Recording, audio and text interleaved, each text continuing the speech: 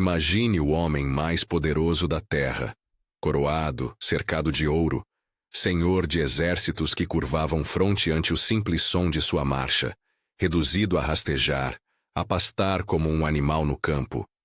Nabucodonosor, um nome que ainda ecoa como aviso. Esta é a história chocante de um rei que desafiou Deus e, por um tempo, perdeu aquilo que achava indestrutível, sua própria humanidade. Desde cedo ele carregou o peso de um império. Filho de Nabopolassar, cresceu sob o zumbido de tambores militares e o cheiro da fumaça das cidades conquistadas. Aprendeu a ler mapas do mundo como outros leem livros de orações. Cada linha, cada estrada, cada rio marcava um território a ser subjugado. Quando a vitória veio, veio com pouca piedade e muito som. Carruagens, gritos, o estandarte da Babilônia ao vento. Em Carquemis, onde o destino do Oriente Médio parecia se decidir, Nabucodonosor provou que sua mão era firme e que seu passo determinaria eras. A fama o precedia, as cortes de aliados se curvavam, os reis vizinhos olhavam por sobre ombros, calculando se deveriam resistir ou se acomodar. Você consegue imaginar o coração que bate sob aquele peitoral de bronze?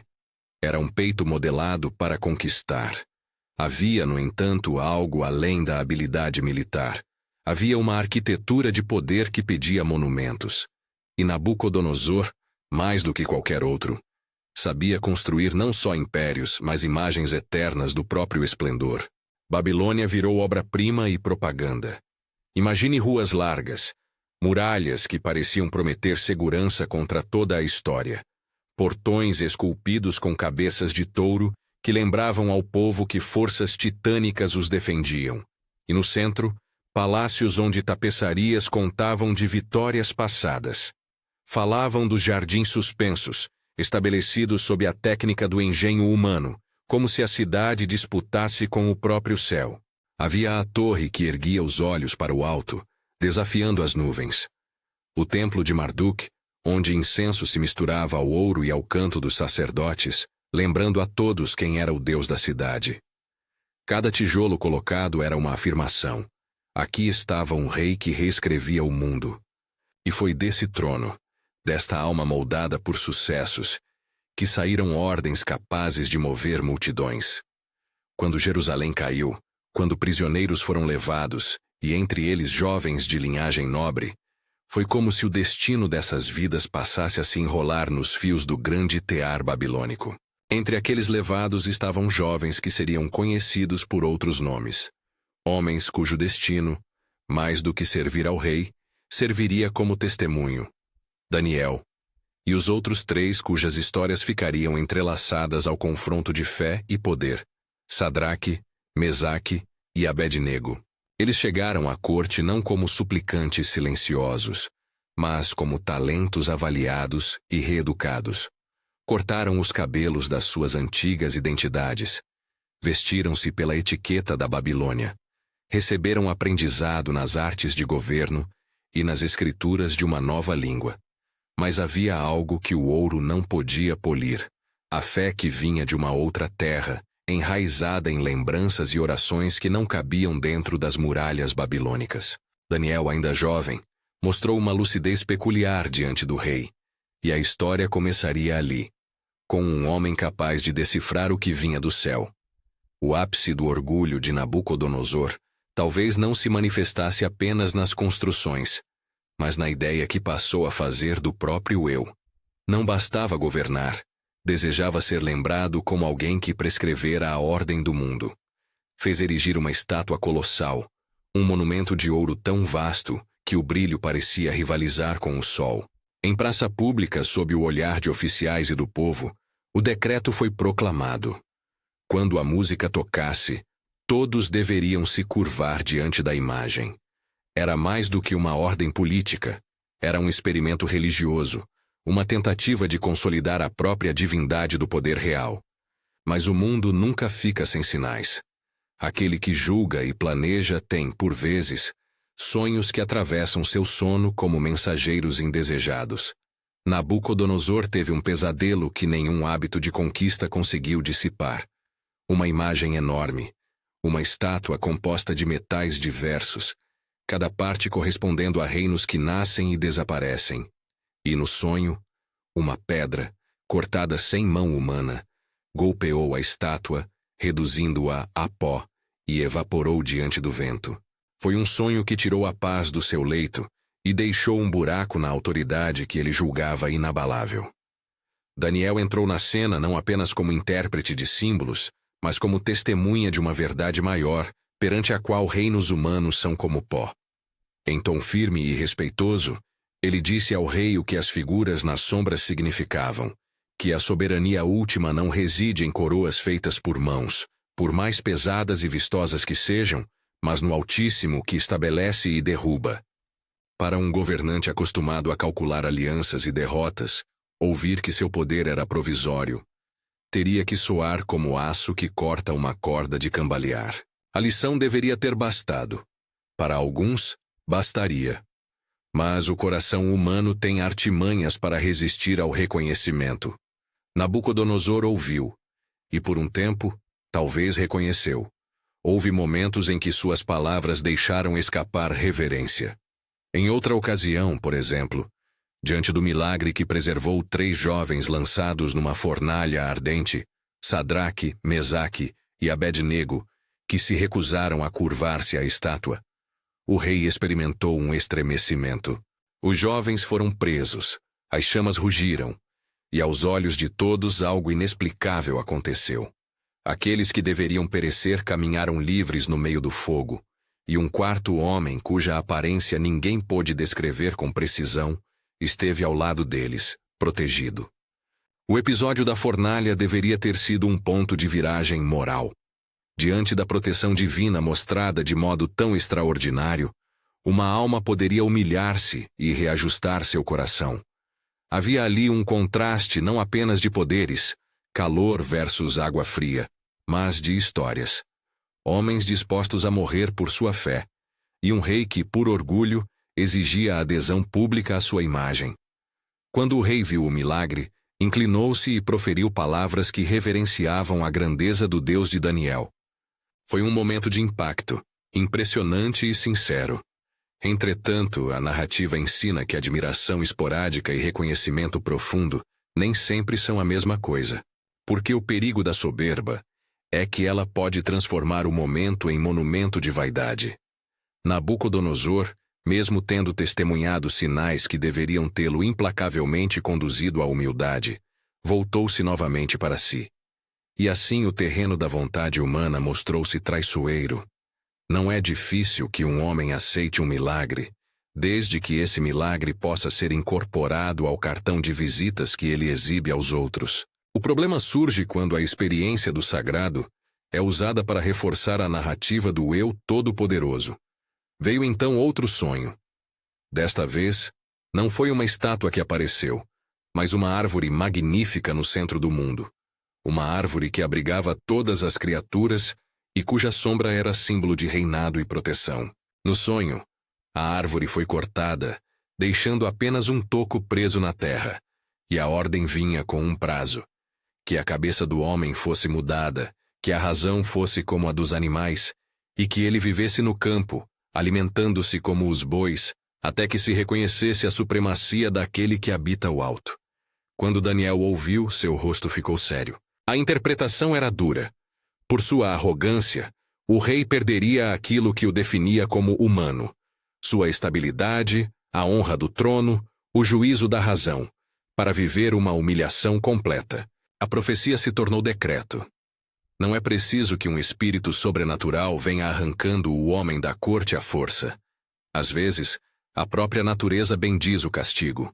O orgulho que fecha portas ao arrependimento cria o ambiente em que a queda é quase inevitável. E a queda de Nabucodonosor teve forma e textura. Primeiro, a mente que hesita, depois o corpo que se apresenta de modo estranho, depois, o afastamento da companhia humana. Testemunhas posteriores descreveram um homem que, em lugar de sentar à mesa com conselheiros, passava as noites sob céu aberto. em lugar de voz que comandava legiões, solfejava sons que lembravam um animal na ponta da língua.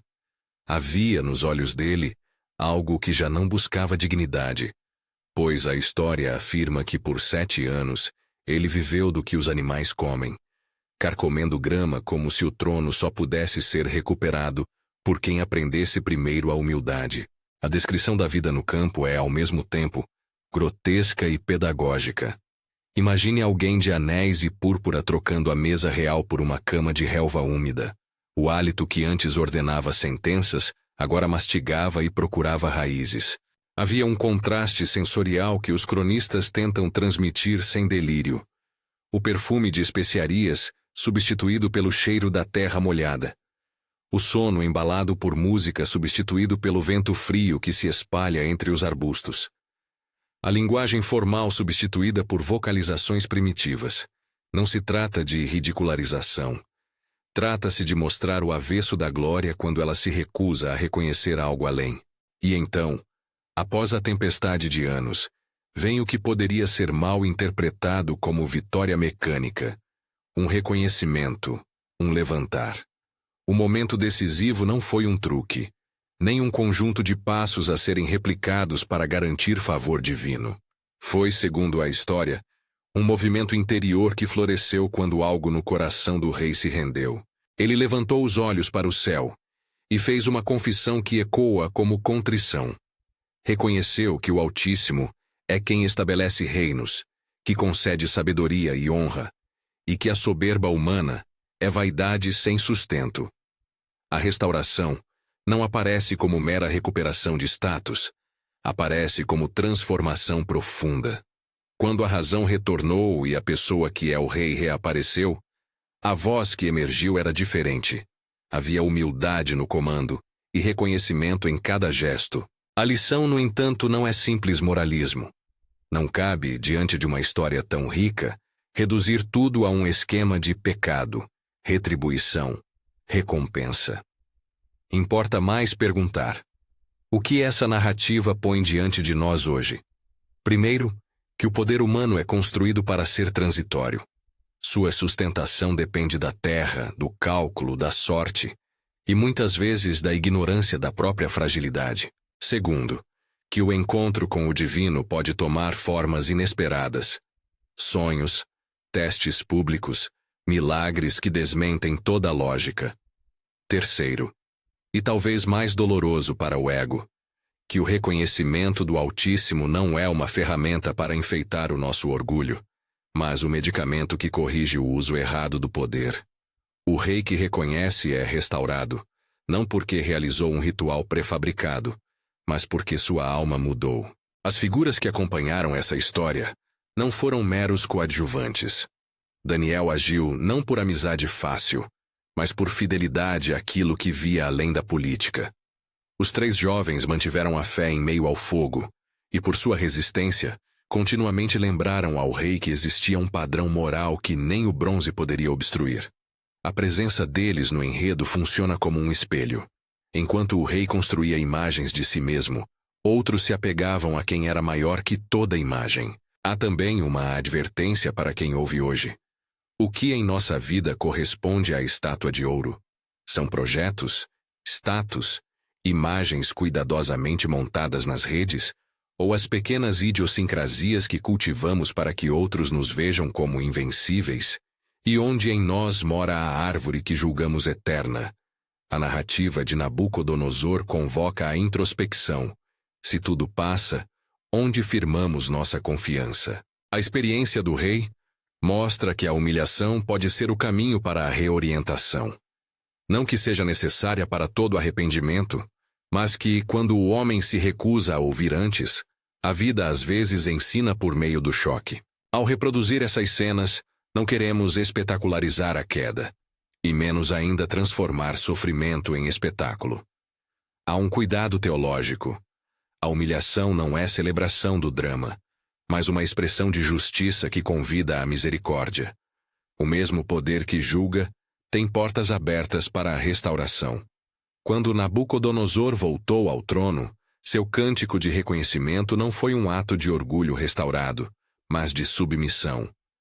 o Altíssimo reina.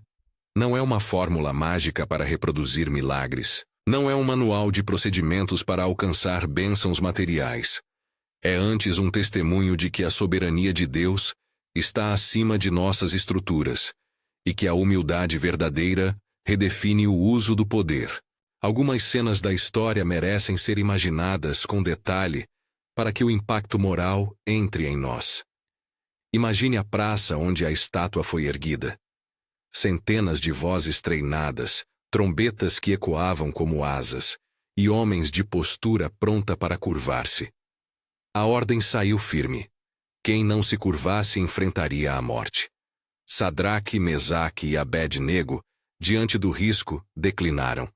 Não por teimosia cega, mas porque sua fé não cabia naquele gesto de adoração a um objeto.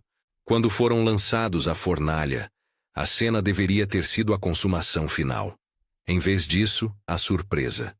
O fogo, que poderia ter sido arma do poder, testemunhou a presença do divino. E o rei, assistindo, teve que reconhecer, não apenas verbalmente, mas no corpo, no arrepio que atravessa quando se encontra o inexplicável, que há algo que escapa ao cálculo humano. O período da humilhação é contado com cuidadosa compaixão. Não se trata de ridicularizar alguém que sofreu de transtorno mental. A narrativa bíblica apresenta a condição como juízo, e nós a tratamos com a mesma seriedade. A pessoa que perdeu o trono não se transformou em objeto de chacota. Sofreu as consequências de uma escolha que recusou limites. E quando, ao final, o rei levantou-se, foi para reconhecer um bem maior que qualquer coroa. No retorno à corte, suas palavras passaram a carregar menos arrogância. Havia, agora, um tremor de gratidão. O rei restaurado ordenou que se reconhecesse a grandeza daquele que dera a ele sensatez. Aprendeu que governar é responsabilidade que pode e deve reconhecer um juiz maior. E assim, a história não termina com um rei que usurpou a glória para si e morreu nela. Termina com um homem que aprendeu a submeter-se, e dessa aprendizagem saiu uma lição para quem governa e para quem é governado. Que aplicação prática podemos tirar para nossos dias? Primeiro, a vigilância contra uma idolatria sutil. Há imagens que levantamos, nem sempre de metal e ouro, que requerem a veneração de nossa alma. Pode ser a reputação, o dinheiro, a segurança, a opinião pública. Pergunte-se: onde você tem posto a sua fé? Segundo, o chamado à coragem moral. Como os 3 jovens, há momentos em que viver a fé custa caro. A fidelidade exige mais que palavras, exige escolhas.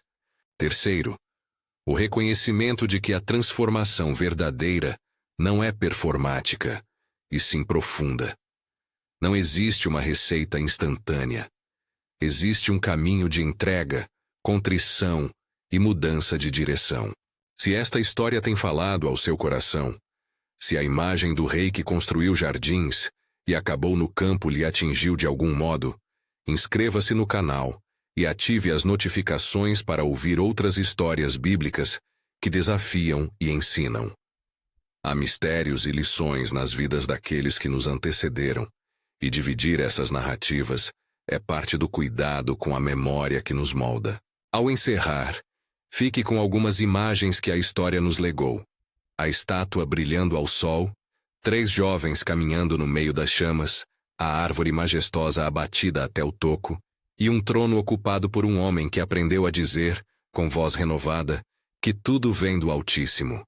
Pergunte-se: onde você tem buscado segurança? O que está erguido como sua estátua pessoal? E, acima de tudo, quando foi a última vez que você ergueu os olhos e reconheceu que há algo além do que você pode controlar? Compartilhe esta narrativa com alguém que precisa ouvir este alerta e esta esperança. Se esta mensagem tocou você, inscreva-se, comente o que mais te marcou e volte sempre. Histórias como a de Nabucodonosor não existem para apenas surpreender. Existem para transformar.